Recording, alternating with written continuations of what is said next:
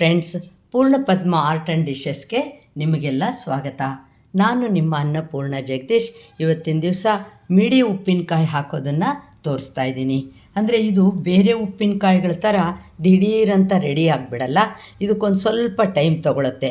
ಆದರೆ ಬೇರೆ ಉಪ್ಪಿನಕಾಯಿಗಳಿಗೆ ಕಂಪೇರ್ ಮಾಡಿದರೆ ಇದರ ಟೇಸ್ಟ್ ಅಂತೂ ಸಿಕ್ಕಾಬಟ್ಟೆ ಚೆನ್ನಾಗಿರುತ್ತೆ. ಇದನ್ನು ಒಂದು ಸಲ ತಿಂದವರು ಮಿಡಿ ಉಪ್ಪಿನಕಾಯಿ ರುಚಿಗೆ ಖಂಡಿತ ಮಾರು ಹೋಗಿಬಿಡ್ತಾರೆ. ತುಂಬ ಜನಕ್ಕೆ ಇದು ಎಲ್ಲಿ ಸಿಕ್ಕತ್ತೆ ಅಂತ ಕೇಳ್ತಾರೆ. ನೀವು ಇಲ್ಲಿ ಬೆಂಗಳೂರಂಥ ಸಿಟಿಯಲ್ಲಂತೂ ಮಂಗಳೂರು ಸ್ಟೋರ್ಸ್ ಎಷ್ಟೊಂದು ಕಡೆ ಇದೆ. ಅಲ್ಲಿ ನೀವು ಹೋಗಿ ಕೇಳಿದರೆ ಅಲ್ಲಿ ಖಂಡಿತ ಸಿಗುತ್ತೆ. ಮಾರ್ಕೆಟಲ್ಲೂ ಇದೆಲ್ಲ ಸಿಗುತ್ತೆ. ಇದಕ್ಕೆ ಬೇಕಾಗಿರೋದು ಮಿಡಿ ಮಾವಿನಕಾಯಿ, ಅಂದರೆ ಸ್ವಲ್ಪ ಚಿಕ್ಕದಾಗಿರೋ ಅಂಥ ಮಾವಿನಕಾಯಿ ನೀವು ತೊಗೊಳ್ಬೇಕು. ಚೆನ್ನಾಗಿ ಅದನ್ನು ತೊಳೆದ್ಬಿಟ್ಟು ಒಣಗಿಸ್ಬಿಡ್ಬೇಕು. ಒಂದು ಸ್ವಲ್ಪ ಅಂದರೆ ಬಟ್ಟೆ ಮೇಲೆ ಹಾಕಿ ಚೆನ್ನಾಗಿ ಒರೆಸಿಟ್ಕೊಳ್ಬೇಕು. ಮತ್ತು ಹರಳುಪ್ಪೇ ಹಾಕಬೇಕು ಇದಕ್ಕೆ. ಇವಾಗ ಈ ಮಾವಿನಕಾಯಿ ಇದೆ ಅಲ್ವಾ, ಇದನ್ನು ನಾನು ಚೆನ್ನಾಗಿ ತೊಳೆದು ಒರೆಸಿ ಇಟ್ಕೊಂಡಿದ್ದೀನಿ. ಇದನ್ನು ಒಂದು ಜಾರು ಅಥವಾ ಒಂದು ಪಾತ್ರೆಯಲ್ಲಿ ಹಾಕಿಬಿಟ್ಟು ಇದನ್ನು ಅದಕ್ಕೆ ಈ ಉಪ್ಪಿರುತ್ತಲ್ಲ, ಇದು ಸ್ವಲ್ಪ ಉಪ್ಪು ಜಾಸ್ತಿನೇ ಇರುತ್ತೆ. ಆಮೇಲೆ ನೀವು ಬೇಕಾದರೆ ಆ ನೀರು ಬಿಟ್ಕೊಳ್ಳುತ್ತಲ್ಲ ಅದನ್ನು ಸೆಟ್ ಮಾಡ್ಕೊಳ್ಳೋವಾಗ ಒಂಚೂರು ಟೇಸ್ಟ್ ನೋಡಿ ಸರಿ ಮಾಡ್ಕೋಬೋದು. ಈಗ ಈ ಮಿಡಿ ಮಾವಿನಕಾಯಿ, ಮಿಡಿ ಅಂದರೆ ಏನೂ ಇಲ್ಲ, ಚಿಕ್ಕದಾಗಿರುತ್ತೆ ಅಷ್ಟೇ.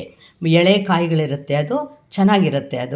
ಅದನ್ನು ನೀವು ಒಂದು ಯಾವುದ್ರಲ್ಲೋ ಒಂದು ಜಾಡಿಯಲ್ಲೋ ಅಥವಾ ಸ್ಟೀಲ್ ಪಾತ್ರೆಯಲ್ಲೋ ಒಂದು ಡಬ್ಬಿಯಲ್ಲೋ ಯಾತ್ರಲ್ಲಿ ಹಾಕ್ತಿರೋ ಈ ಮಾವಿನಕಾಯಿನ ಚೆನ್ನಾಗಿ ಒರೆಸ್ಬಿಟ್ಟು ಅದನ್ನು ಹಾಕಿ ಈ ಉಪ್ಪು ಹಾಕಿ, ಉಪ್ಪು ಎಷ್ಟು ಬೇಕೋ ನೋಡಿ ಒಂದು ಸ್ವಲ್ಪ ಕಡಿಮೆ ಹಾಕ್ಕೊಳ್ಳಿ, ಆಮೇಲೆ ಬೇಕಾದರೆ ಜಾಸ್ತಿ ಹಾಕ್ಕೋಬೋದು.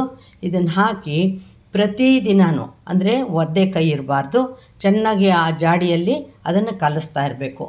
ಮಿನಿಮಮ್ ಆಗಿ ಒಂದು 8 ದಿನ ಆದ್ರೂ ಇದನ್ನು ಹಾಗೆ ಇಡಬೇಕು. ಇವತ್ತು ಹಾಕ್ತಾ ಇದ್ದೀನಲ್ವ, ಅದನ್ನು ಇದರಲ್ಲಿ ಹಾಕಿಬಿಟ್ಟು ಒಂದು ಪ್ಲಾಸ್ಟಿಕ್ಕೋ ಏನಾದರೂ ಒಂದು ಒಳ್ಳೆ ಕಂಟೈನರ್ನಲ್ಲಿ ಹಾಕಿ ಈ ಉಪ್ಪು ಹಾಕಿ ಅದನ್ನು ಚೆನ್ನಾಗಿ ಒಂದು ಸ್ವಲ್ಪ ಸ್ಪೂನ್ನಲ್ಲಿ ಹಿಂಗೆ ಇದು ಮಾಡಿ ಇಡ್ತೀನಿ.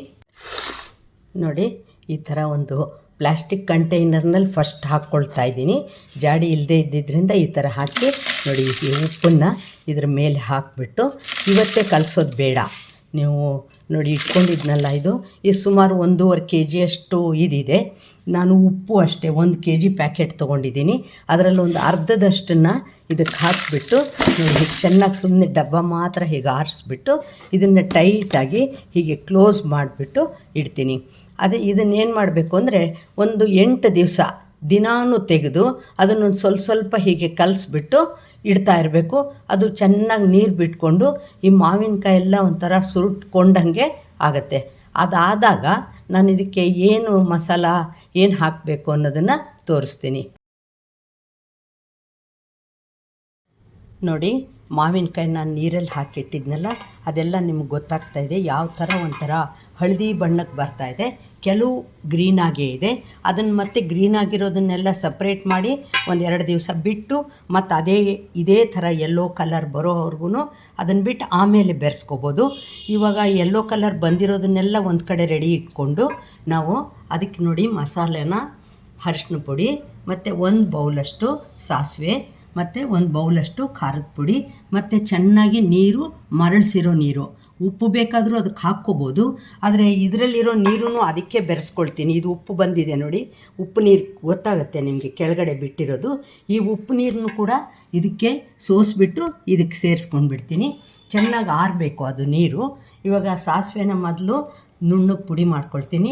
ಮೆಣಸಿನ್ಕಾಯು ಅಷ್ಟೇ ಚೆನ್ನಾಗಿ ಹುರಿದ್ಬಿಟ್ಟು ನಾನೇ ಪುಡಿ ಮಾಡಿ ಇಟ್ಕೊಂಡಿದ್ದೀನಿ.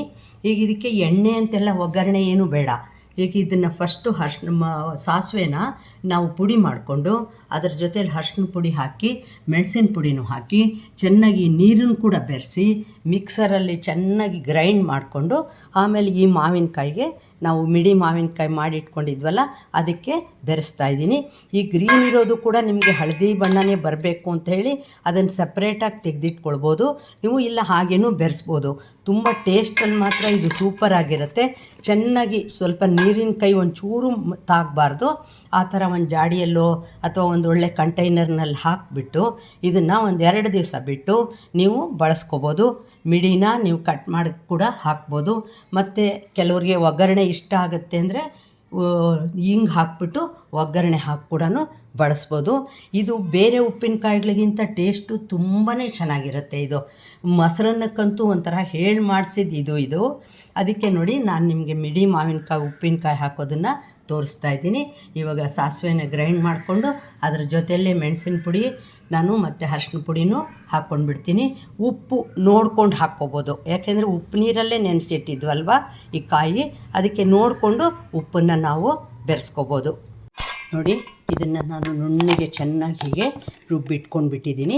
ಎಲ್ಲ ಮಿಕ್ಸ್ ಆಗಿರುತ್ತೆ ಇದು. ಇದನ್ನು ನಾವು ರೆಡಿ ಮಾಡಿ ಇಟ್ಕೊಂಡಿದ್ವಲ್ಲ ಮಾವಿನಕಾಯಿ, ಇದಕ್ಕೆ ನೀವು ಬೇಕಾದರೆ ಗ್ರೀನ್ ತೆಗೆದುಬಿಟ್ಟು ಒಂದೆರಡು ದಿನ ಬಿಟ್ಟು ಇದಕ್ಕೆ ಬೆರೆಸ್ಕೋಬೋದು. ಬರೀ ಇದು ಒಂಥರ ಕಳತು ಮೆತ್ತಗಾಗ್ಬಿಟ್ಟಿರುತ್ತೆ. ಅದಕ್ಕೆ ಅಂಥದ್ದಕ್ಕೆ ಮಾತ್ರ ಇಟ್ಕೊಂಡು ಈ ನಾವು ರುಬ್ಕೊಂಡಿದ್ದೀವಲ್ಲ ಅದನ್ನು ಹಾಕಿ ಚೆನ್ನಾಗಿ ಮಿಕ್ಸ್ ಮಾಡಿ ಒಂದಿನ ಬಿಟ್ಬಿಟ್ಟು ನೀವು ಜಾಡಿ ಒಳಗೆ ಹಾಕಿ ರೆಡಿ ಇಟ್ಕೊಂಡ್ರೆ ವರ್ಷ ಆದರೂ ಕೆಡಲ್ಲ. ಯಾವಾಗಾದರೂ ಬೇಕಾದಾಗ ನೀವು ಒಂದು ಸ್ವಲ್ಪ ಬಿಸಿಲು ಜಾಸ್ತಿ ಇದೆ ಅಂದಾಗ ಒಂದು ದಿವಸ ಒಂದು 3-4 ಗಂಟೆ ಹೊತ್ತು ಬಿಸಿಲಲ್ಲಿ ಇಟ್ಟರಂತೂ 2-3 ವರ್ಷ ಆದರೂ ಇದು ಕೆಡೋದೇ ಇಲ್ಲ. ನೋಡಿದ್ರಾ ಮಿಡಿ ಉಪ್ಪಿನಕಾಯಿ ಎಷ್ಟು ಚೆನ್ನಾಗಿ ಹಾಕ್ಬೋದು ಅಂತ ತೋರಿಸಿದ್ದೀನಿ ನನ್ನ ಮೆಥಡಲ್ಲಿ. ನೋಡಿ ಹೇಗೆ ಎಷ್ಟು ತುಂಬ ಉಪ್ಪು ಖಾರ ಎಲ್ಲ ಬೆರೆತು ಆ ಸಣ್ಣ ಸಣ್ಣ ಮಾವಿನಕಾಯಿ ತಿನ್ನೋ ಮಜಾನೇ ಬೇರೆ. ಇದು ಮೊಸರನ್ನ ಜೊತೆಲಂತೂ ಹೇಳಿ ಮಾಡಿಸ್ದಂಗಿರುತ್ತೆ. ನೋಡಿದ್ರಾ ನೀವು ಇದನ್ನು ಟ್ರೈ ಮಾಡ್ತೀರಾ? ಇವಾಗ ಯಾಕೆಂದರೆ ಮಾವಿನಕಾಯಿ ಸೀಸನ್ನು, ಮಿಡಿಗಾಯಿ ಸಿಗ್ತಾಯಿದೆ. ಮಂಗಳೂರು ಸ್ಟೋರ್ಸಲ್ಲಿ ಹೋಗಿ ಕೇಳಿದರೆ ನೀವು ಎಲ್ಲ ಕಡೆನೂ ಇರುತ್ತೆ ಇದು. ಇದೇ ಥರ ನೀವು ಮೆಥಡಲ್ಲಿ ಬೇರೆ ಥರದ ಉಪ್ಪಿನಕಾಯಿ ಕೂಡ, ನಿಂಬೆಕಾಯಿ ಎಲ್ಲ ಕೂಡ ಹಾಕ್ಬೋದು. ಅದು ಒಂಥರ ಟೇಸ್ಟು ತುಂಬ ಚೆನ್ನಾಗಿರುತ್ತೆ. ಸ್ಮೆಲ್ಲಂತೂ ಏನು ಚೆನ್ನಾಗಿ ಬರ್ತಾಯಿದೆ ಗೊತ್ತಾ? ಇನ್ನೂ ತನಕ ನನ್ನ ಚಾನಲ್ಗೆ ಸಬ್ಸ್ಕ್ರೈಬ್ ಮಾಡ್ಕೊಳ್ಳದೆ ಹೋದರೆ ಸಬ್ಸ್ಕ್ರೈಬ್ ಮಾಡ್ಕೊಳ್ಳಿ. ಲೈಕ್, ಶೇರ್, ಕಾಮೆಂಟ್ ಮಾಡೋದನ್ನು ಕೂಡ ಮರಿಬೇಡಿ. ಇದೇ ವಿಡಿಯೋನ ನಾನು ಫೇಸ್ಬುಕ್ಕು ಮತ್ತು ಇನ್ಸ್ಟಾಗ್ರಾಮ್ನಲ್ಲಿ ಕೂಡ ಅಪ್ಲೋಡ್ ಮಾಡ್ತೀನಿ. ಅಲ್ಲೂ ನೋಡಿ, ಲೈಕ್ ಮಾಡಿ, ಶೇರ್ ಮಾಡಿ, ಕಾಮೆಂಟ್ ಮಾಡಿ. ನಮಸ್ಕಾರ.